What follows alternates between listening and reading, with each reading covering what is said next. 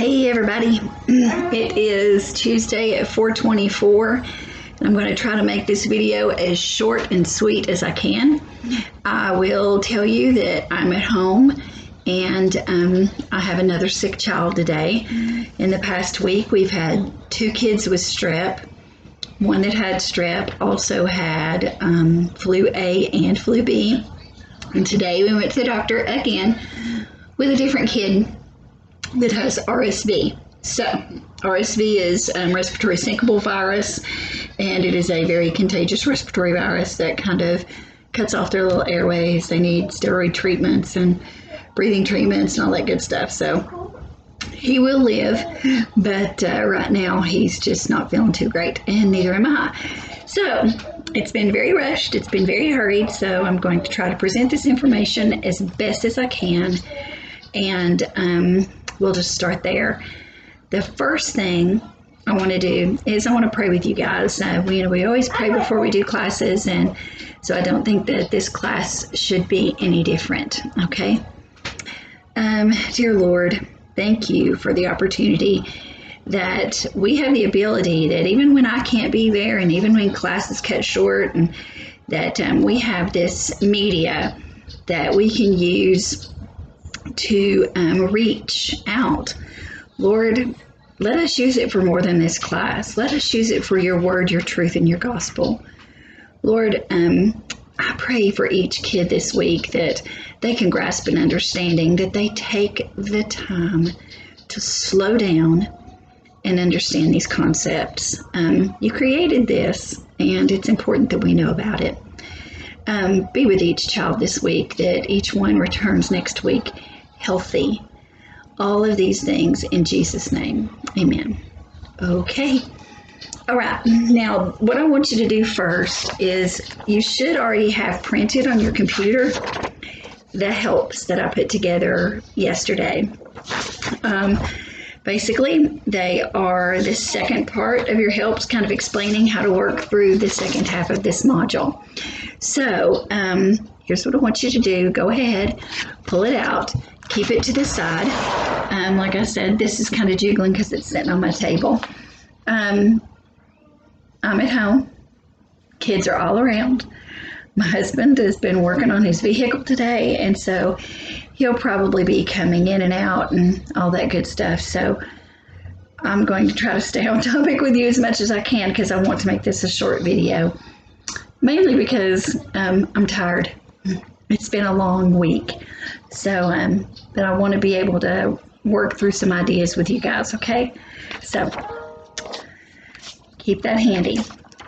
Open up your books to page 289.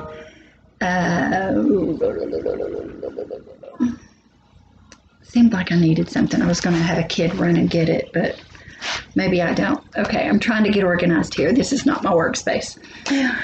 All right, page 289. Let's start together. What we've learned so far in stoichiometry. Remember, if you are having a hard time with your stoichiometry and you still don't get how to do it, which I think you all do, because when we left last week, everybody seemed to have a very firm grasp on it.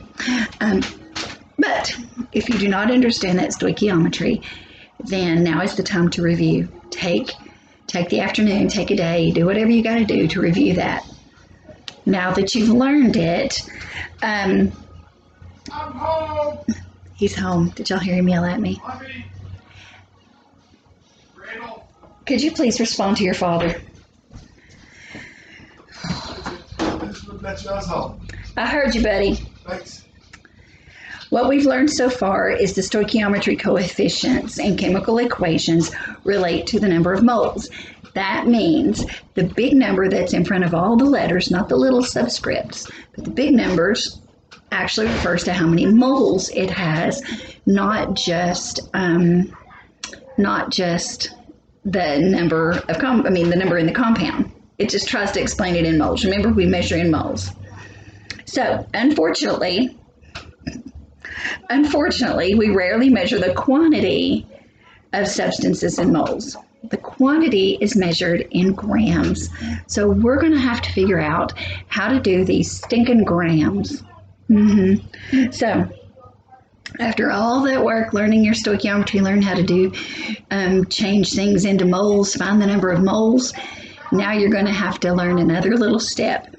Once you get it, though, you're going to get it, and it's not going to be hard at all, okay? It's going to be just as simple as working out the stoichiometry. If you look at stoichiometry, first off, it can be really, really confusing. But then once you start actually getting in and working it out, you see it's not that hard. So I'm hoping that this is the same thing. So let's look at the second paragraph on page 289 under mass relations and chemical equations. About midway through, we usually report the quantity of a substance in grams, not moles. Just said that. We have to determine a way to calculate relationships between the masses of substance in that chemical equation. So basically what it's saying is we have to learn how to convert grams to moles, because that's what we know how to work with. That's how we find the quantity of moles that we're working with, and it correlates to the grams. So in the previous module, we learned how to convert those grams to moles. Turn the page. On page 290, example 8.6. A chemist, now this is what I want you to do. I want you to open your book and I want you to go through these examples with me. I'm burning up. I need you to go through these examples with me. I want you to look at your book. I want you to follow through and figure out how we got these answers. Second, I want you to pull out your little handy dandy sheet that I gave you. And on there, I kind of walk you through each example and the process of how to do it. So I don't actually give you examples on your sheet, but I do give you how to find it. Like, we know how to find our given.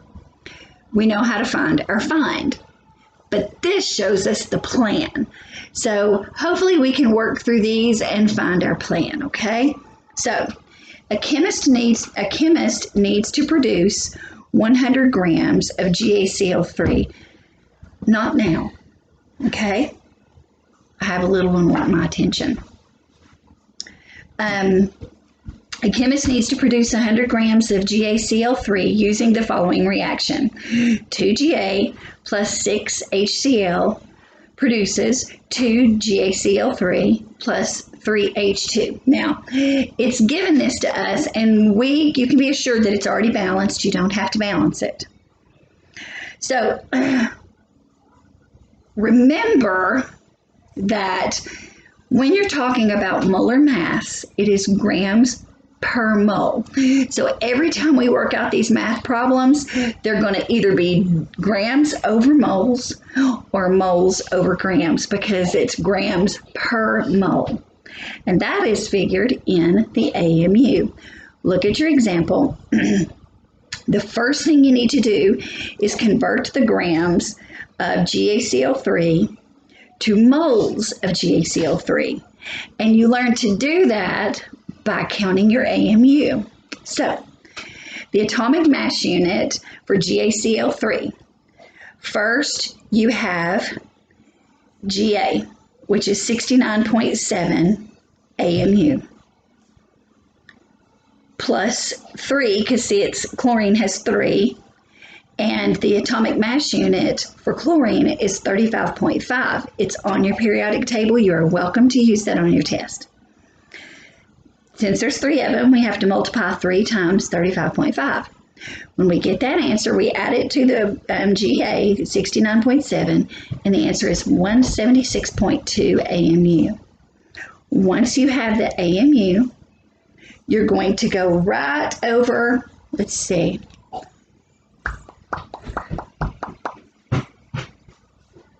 and you're going to use the stoichiometry that we learned last week. Given over 1 times F over XX, okay? We know what that means, where other people may not know what that means. But you know what that means because we did it like a blue billion times. Okay, so now let's figure that out. Looking in the book, Remember, when adding and subtracting, you do not have to go to your significant figures. We look at the decimal place. Just like if you're adding money, you don't go to the significant figure. You go, when you're adding or subtracting decimals, when you're adding or subtracting in these problems, you're going to be keeping all the numbers that it gives you, okay? Adding and subtracting, don't worry about significant figures. So you can see in the middle of the page, 1 mole of GaCl3 equals 176.2 grams GaCl3. So now we know we need moles. So we have to look at the problem above, kind of like we did last week, and we have to figure out how many moles are compared to how many moles. Well, right now we're looking at canceling out the grams. Our given should be 100.0 grams of GaCl3. So the first thing you do, just like in the book, 100 grams GaCl3 over 1. We're looking for how many moles? Moles per grams. How many grams are in the GaCl3? That's the AMU. Because you remember, AMU is grams per mole. This is the same thing. It's grams per mole. So it's going to be 176.2. You crisscross applesauce, get rid of the grams of GaCl3, and all you're going to end up with is your moles. The answer is 0.5675 moles GaCl3. Now we know, where we pull out what our equation says, we know that 2 moles of Ga equals 2 moles of GaCl3.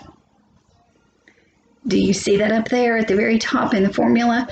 2 Ga, and there are 2 GaCl3. But it takes 6 hydrochloride to make 2 moles of GaCl3. So these are our numbers that we're looking at. And the problem is telling us to figure out 2 things. Multi-problems, remember? I know it throws some of y'all off, but you know the girl that asks a bunch of questions? Here's a bunch of questions. So we have to take the questions one at a time. Let's start with Ga. Given that we are looking specifically for Ga, and our given now comes up to 0.5675 moles, we are going to be looking for specific moles of Ga. 0.576 moles is equivalent to 2 moles of GaCl, because that is the coefficient, that's the moles that are in this equation. And that in itself gives us 0.576 moles of Ga. Now, do the same thing, exact same rules, 6 moles to 2 moles, and you come up with 1.703. So now we have our moles of each individual element. Now we need to convert those back to grams, because the problem says how many grams. So look on your paper, your little slip that I gave you, and it gives you step by step on what to do. Convert the grams to moles. You do this by finding the AMU. I even give you that. Use the stoichiometry you learned last week. Given over 1 times find over XX. 3. Use the answer from number 2, which is what they've done in the very middle of the page on page 290.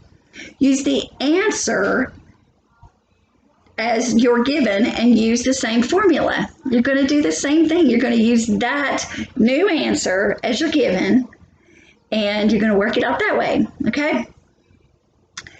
Number 4, use the process again to eliminate the moles and convert it back to grams of whatever it asks for. So it's asking for grams of Ga and HCl individually. So you're going to have to do 2 problems to get that turned back, okay?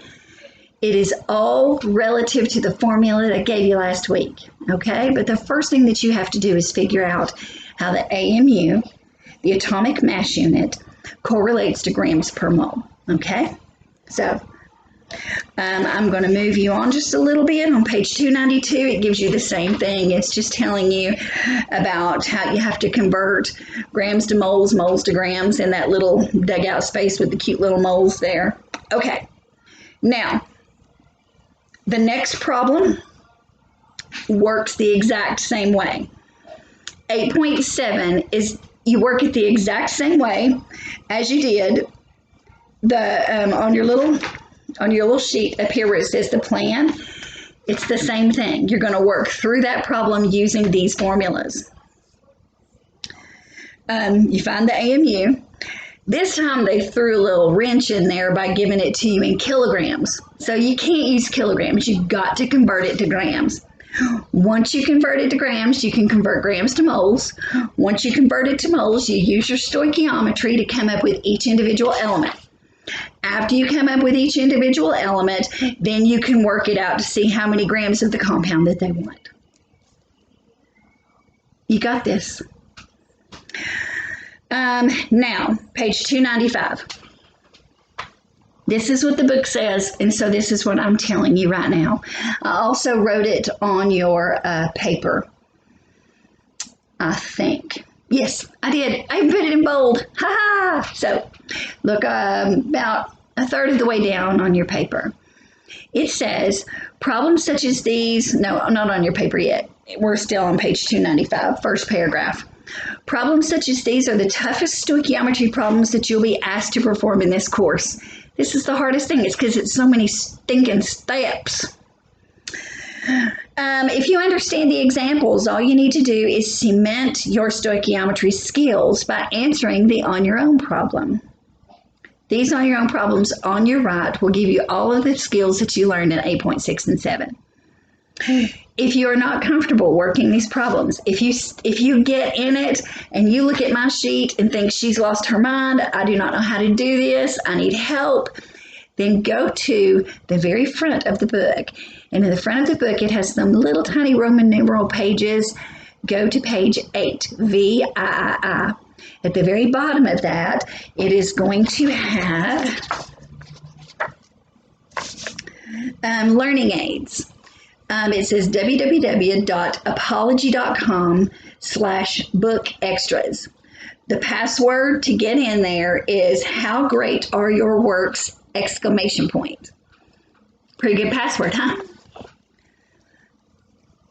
Okay. I was going to come up with a joke there, but I'm too tired. Okay. Now we're looking on page 295 at the very bottom.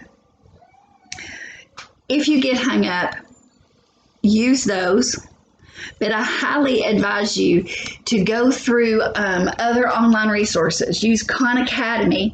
Use plug in what you're looking to do.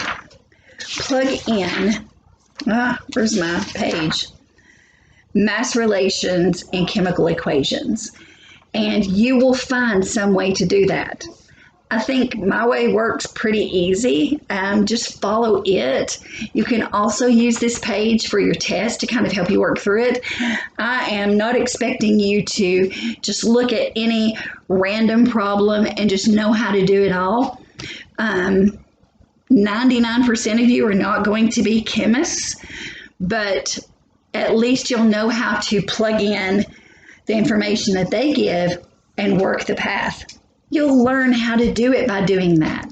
So you're free to use this for this week's work and for the test. Bottom of page 295. When we say that the chemical formula for water is H2O, what we're saying is that there are 2 hydrogen atoms and 1 oxygen atom, and they're linked together to make a water molecule. Duh. How do we do that? How do we know that? Well, it's really not impossible to see atoms. There's many ways that we could look at a water molecule and figure that out, that there's 2 hydrogen and 1 oxygen. So how do we know they are there? Well, remember in Module 7, we measured the width of a molecule without ever seeing it. We used the mole concept to count the number of molecules in a circle, and we used the size of the circle to determine the width of the molecule. In other words, we measured the width of a molecule indirectly. That same basic principle has guided us the way in which chemists have determined chemical formulas over the years. Now, when a compound molecule is decomposed, that means you've got your molecule. This is going to be backwards on your little thing, so I'm sorry.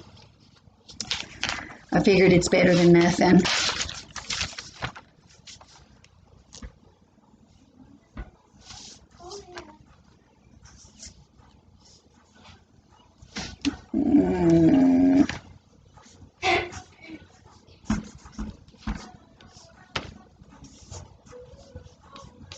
Okay, so this is just an idea. When your compound molecule decomposes, y'all know what decomposing does. It takes this and breaks it down, okay? That's what it's talking about here. When a compound molecule is decomposed, all of the elements or atoms in that compound are then separated. Once they're separated, their mass can be measured. Using the mole concept, the mass allows us to calculate how many atoms of each element exists in the compound.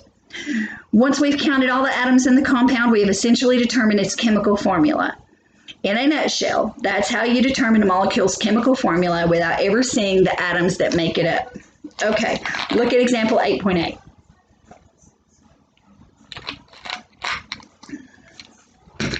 Okay. Now, on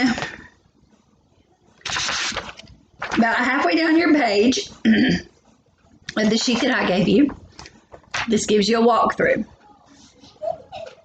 So, the chemist decomposes an unknown compound.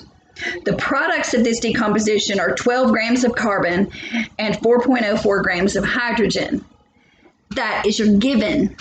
So you're going to put a big G and then write 12 grams carbon, 4.04 of hydrogen. What is the chemical formula of the unknown compound? Exactly. If y'all freeze on my face right there, because I just looked up and saw my face, I will cut you. I mean it too. Okay, so let's look at what we've got for given. 12 grams of carbon and 4.04 of hydrogen. That's what we're given. What do we want to find? Well, what does it ask you for? The chemical formula of the unknown compound. That's what we've got to find. So it's telling us if you come out, if your product is C plus H, well then guess what, genius? You're going to have to start with some carbon and some hydrogen. So carbon and hydrogen are automatically put over here on the reactant side. So CX plus HY. Why the X and the Y? Because we don't know how much is in there. So that's what we're trying to find out. So given is 12 grams of carbon, 4.04 of hydrogen. Because that's what it told us. Find the formula of the unknown compound. What do we do first? First, we find the AMU of carbon. We need to find the moles. We've got the grams here. We've got a given. So now as you look at your paper, convert grams to moles for each product. Don't forget the homonuclear diatoms. Remember, H is not just H, it's H2. N is not just N, it's N2, right? Don't forget those. Have no fear of ice cold beer. So that'll help you remember. Let's see. Once you have the moles, sorry, we're going to work through that. Finding the moles. Finding the moles, you're just going to use the mole concept, which is what we've gone over like 1,000 times. Given over 1 times find over XX. All right? So my given is 12.0 grams of carbon. Why? Because it says so in the book. It's given. Plus I wrote it down under my big G. Then we have 1 mole per how many grams? 12 grams. Why is there 12 grams? Because carbon's AMU is 12. AMU equals grams per mole. Right here, this little fraction means grams per mole. So that's how it's written, 12 grams per 1 mole. Crisscross applesauce, knock that stuff out, and that gives us 1 mole of carbon. So in the very first part of your answer here, we're looking on the product side. You're going to put a 1 in front of the C.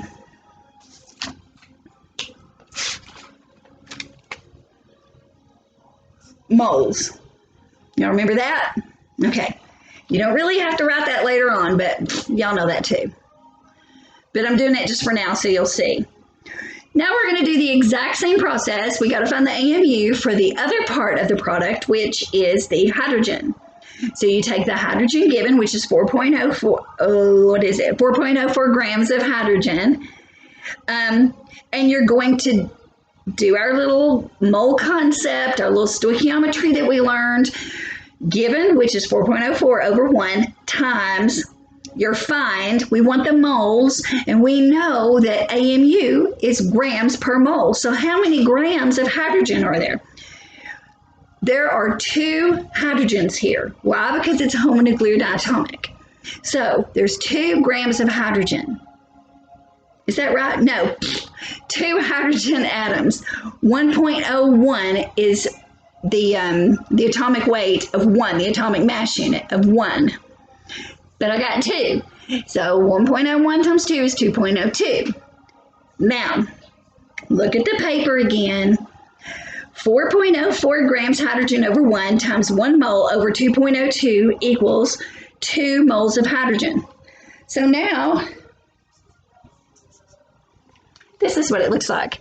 I've got 1 mole of carbon and 2 moles of hydrogen. So it's going to look like this.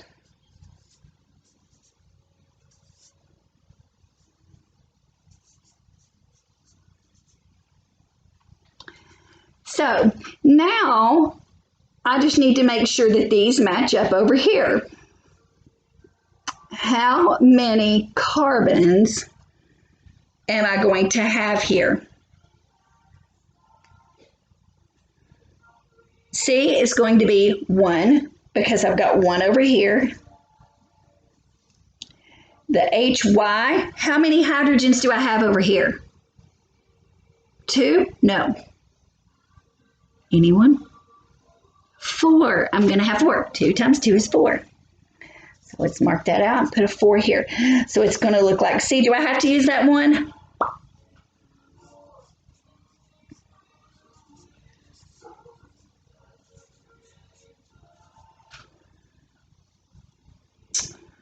See it?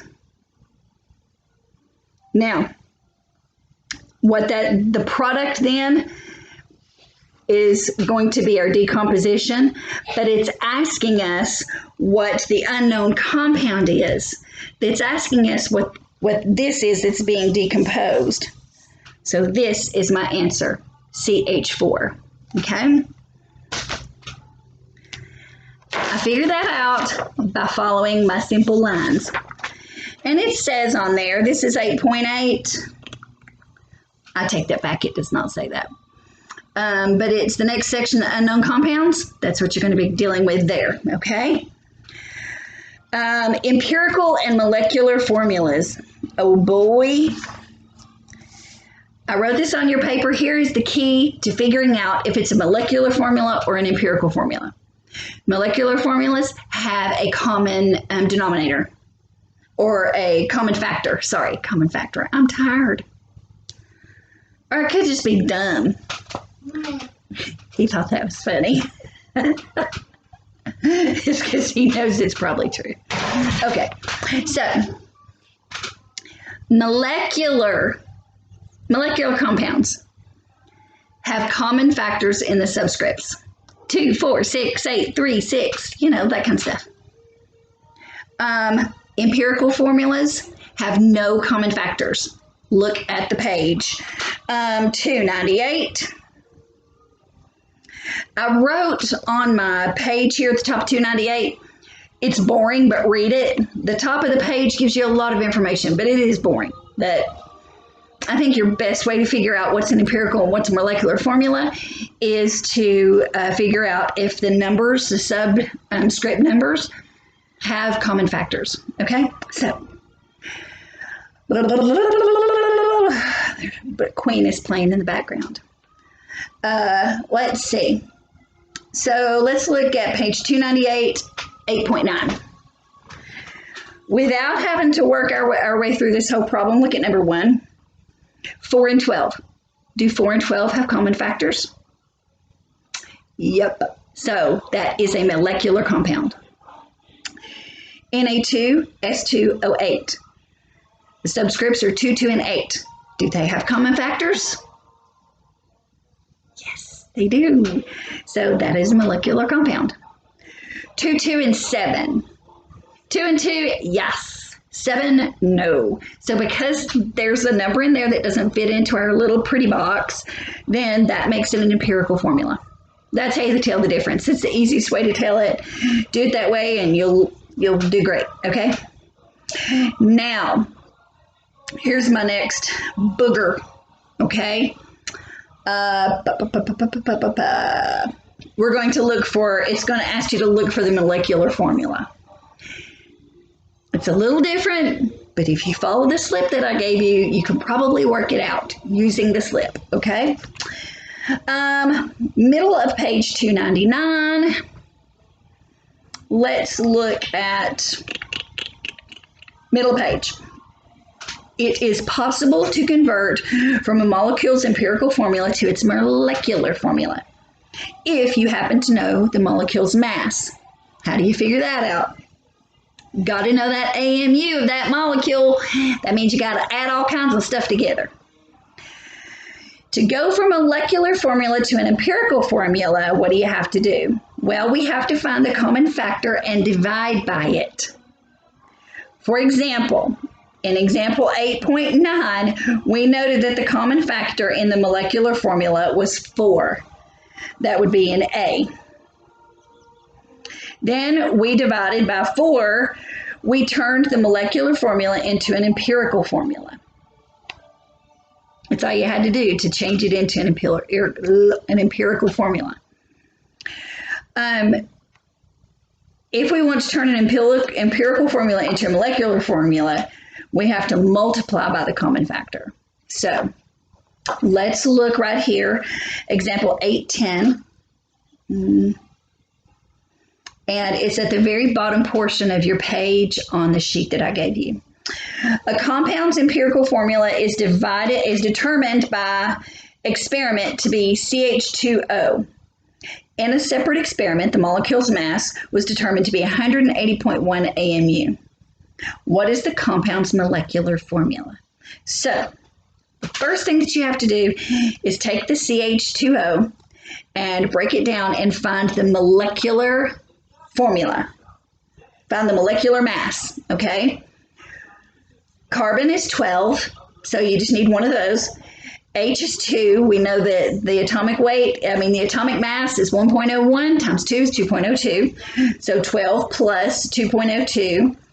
Oxygen, there's just one oxygen molecule there, so that is 16 atomic mass units. So that turns out to be 30. So now, look on your thing. It says find AMU of given. Easy peasy. All we have to do is take the given the compound, the molecular compound, and add up all the AMU of each individual element, and then get that number. So we have 30 AMU. So, oops, wait a minute, I needed to write that. This isn't anywhere close to the correct mass of 180.1. Right, 30 and 180.1 is not close to the same AMU. So we need to multiply the numbers in the empirical formula by some factor. So how do we find the factor? Think about it. We know that we need a mass of 180.1 AMU. The empirical formula has a mass of 30. To determine the common factor, we simply divide the mass by the mass of the empirical formula. So basically, we divide the mass that we're looking for by the mass of the actual formula. And that's going to be 6. Look at your page on 300. The common factor is now 6. So, for the formula, we have to multiply every single element by 6. It is written as think I'm going to use all this paper. It's written as CH2O, but I got to multiply all that by 6. I'm not going to put a 6 up here. That's wrong. That's not what I'm telling you to do. Instead, it's going to be C6H times H2 times 6 is 12, and O6. Your molecular formula is 6H12O6. 6 and 12 have common factors. So to find the common factor, you end up having to multiply. To find the molecular formula from an empirical formula, you just have to find out what a common factor would be. Okay? Now,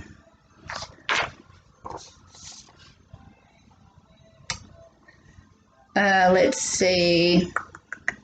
Yes. Now let's look at the same thing here. A compound's empirical formula is PO3. We're looking at page 301, example 811. If a molar mass is 158 grams, so we have two givens, okay? Given PO3, 158 grams. What is the molecular formula? The find is the molecular formula. The plan is to, 1, find the AMU of the given. The given is PO3. One phosphorus is 31. Plus 3 oxygens. There's 3 times 16. That's at 79 AMU. Okay? So now we have our AMU. Now we have to take the AMU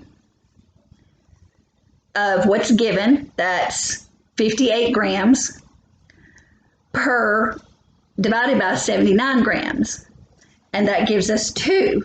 So now we have to do the same thing. Multiply the whole problem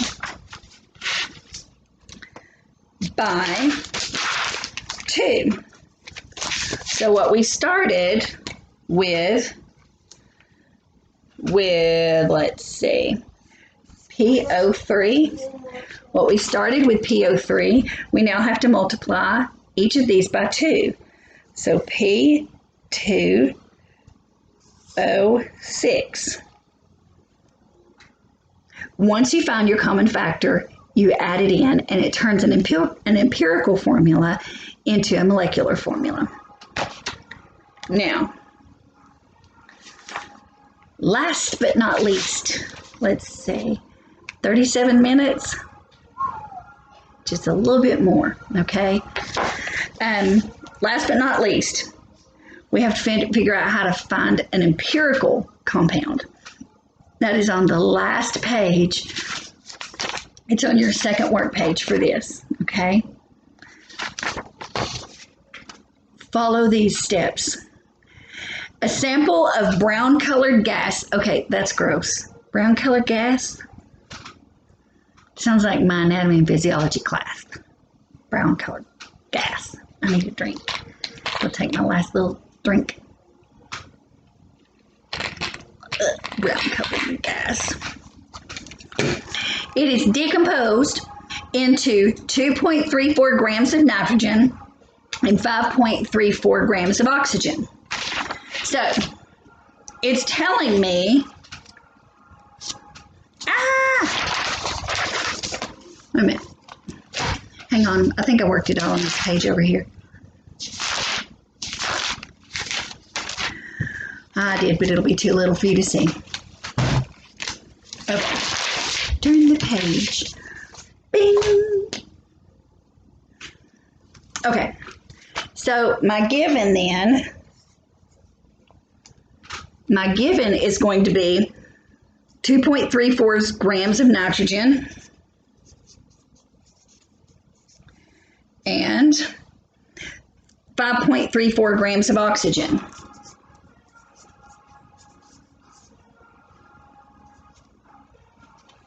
See it? What is the empirical formula? Okay, here's what you have to do. As always, find we're going to have to look at it. What we're going to look for then is the empirical formula on this side. It's going to be NXOY produces N2 plus O2. So I'm going to have to find the AMU for the product side because it's what I know, right? And it's what it gives me here. So I need to find the AMU for those. So the first thing I do is I find my AMU. Nitrogen first, because it's first. So nitrogen first, 2.34, 2 times 14 AMU. That is nitrogen. 14 is the atomic mass unit of nitrogen. It's a homonuclear diatomic, so there's 2 of them. And so that means 28 AMU. So 2.34 grams of nitrogen. That's my given. Given over 1, find moles of nitrogen over XX, my cross out, 28 grams nitrogen. That leaves me with 0.0836 moles of nitrogen. We got moles. But here's the problem. Remember that a mole is the same thing as a coefficient. So it's like the big number that is at the beginning of all the letters. Remember? So that don't sound right. That is messed up. We can't have 0.0836 as a coefficient. So we're going to have to find a rule to figure that one out. But first, let's go to our oxygen, okay? Go down the page a little bit. We know that oxygen has an atomic mass unit of 16, and we know that there's 2 of them because it's a homonuclear diatomic. So we are going to 2 times 16 is 32. I had to look down because I had to make sure that was right. Okay, so 1 mole of oxygen equals 32 grams of oxygen. Back to given over 1, find over XX. Given 5.43 grams of oxygen times 1 mole over 32 grams. It equals 0.16 moles. So this is what it is going to look like in my crazy world here. Give me a second, I'm writing it down. And my pen is running out. Oh, booger. There it is. It regained its ink. I've probably been swinging it around too much. 0.0836 nitrogen plus 0.167 oxygen. Well, I kind of ran out of room, but you see my point here. I've still got my little thing over here, but look at these. Look at this coefficient. What happened to 1s and 2s and all that good stuff? It ain't happening there. So here's my rule. You find the smallest number on here. What's smaller? The 0.0836 or the 0.167? This one is smaller. So now we're going to do a trick. The trick is this. Where did it go? This is where the wrinkle occurs. Look at about 2/3 of the way down the page on 302. This is where the wrinkle occurs. Unlike in example 8.8, these numbers don't work out pretty. They don't come out in 2s and 1s and 6s and blah. So this time, the am I supposed to read that word? Stoichiometric coefficients are not integers. To be able to determine an empirical formula, we need integer numbers of atoms. We get this by dividing both of the coefficients by the smallest number present. So now we take both of our coefficients, this pen, 0.0836 divided by 0.0836 times, plus, is that right? Yes. 0.167 divided by 0.0836. This turns into 1. This turns into 2. So guess what? Now we know that Hang on. I got to keep writing. It's going to look like this. NXOY produces N2 plus 2O2. You can look up on the page and see that. We got those numbers by division. 8.0836 divided by 8.08, that's wrong. 0.0836 divided by 0.0836 is 1. 0.167 divided by 0.836 is 2. So that's where we got those numbers there. Now we can take that and put it together with what the compound should be, the molecular compound or the empirical formula. So if I plug my numbers here, it's going to say N2O4. Is that right? N2O4. The only way to balance this equation is this x is 2 and y is 4. The formula then is N2O4, top of the page 303. This is not the answer though. Remember, these kind of problems can only determine the empirical formula. So we got to break this down to an empirical formula. 2 goes into 4, NO2. Do you see this? We're looking for the empirical formula, not the molecular formula. The empirical formula, the one that doesn't have common factors.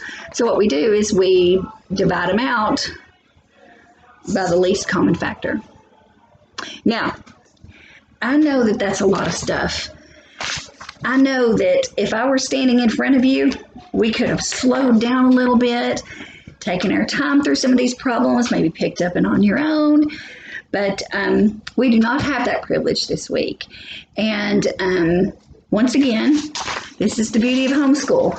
I'm your teacher in class 1 day a week, and it's on you for the rest. So I hate to say that because, you know, I've always wanted to be your helper and your advisor and the one to be there for you. But this is as simple as I can make it in the time that I have with sick kids and me not feeling too great myself. So you'll have to forgive me for that. And, you know, I will always try to be in class, in person, as much as possible. So now here's what you do. Finish reading the module according to the reading for the week. Use the papers that I sent you on iGrade. I sent you the link to print these off. Print it off. If your printer isn't working, go to the library. If you can't get it from the library, then have one of your buddies send it to you. If you can't print it off, if you can't do it that way, then save it somehow, or use the document on the computer to work these problems if you don't have paper right in front of you. That's best I can do, kiddos. So what I'm going to do now, it may take me the rest of today and some of tomorrow to get your test to you.